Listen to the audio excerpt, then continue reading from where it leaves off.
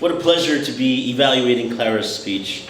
First time I met Clara, she was here. I was very amazed by her abilities to give a speech. So I was very excited today. And her speech name was Shame.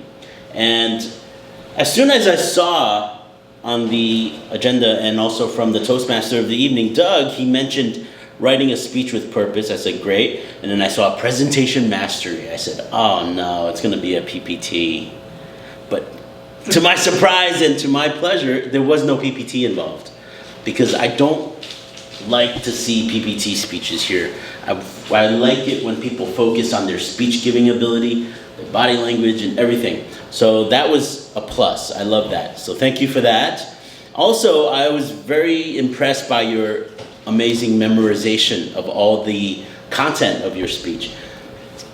The historical names, the year, all the things that happened. It was like a history lesson. And I love history, so that was really nice. I liked that a lot.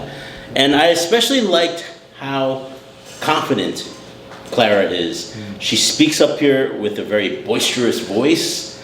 Her body language is her very strong stance. And she also makes very good eye contact. So as a beginning speaker, this is, I believe, your second or third speech, right? Second speech ever at Toastmasters. She's already displaying this kind of confidence. So great job there. Now, I thought today the topic of shame was a difficult one. Because shame, I think, varies greatly depending on culture and also personal values.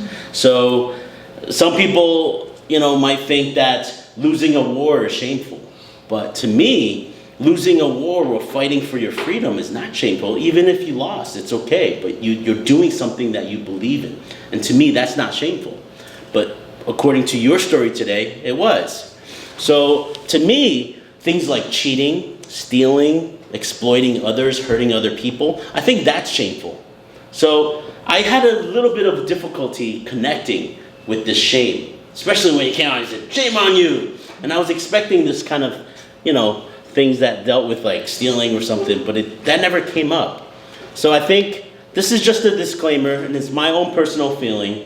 Didn't really connect with that story. Now, you open the speech with the Swedish story, and shame on you, and Gustav, how it was shameful for him to fight for freedom, but kind of on the run, right? And then you also mentioned Chiang Kai-shek, our kind of country's one of the forefathers, as shameful.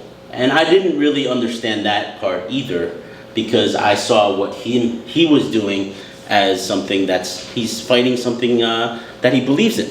Not getting political, but I just don't see that as shameful. So half the speech, I was like, where's the shame? So I think for your speech, I would give one suggestion is to either change the title, don't talk about shame and talk about something else, or change the story, the content of the story that matches more with the shame, maybe that connects better with the audience. But overall, I thought you did a great job. It was just the details.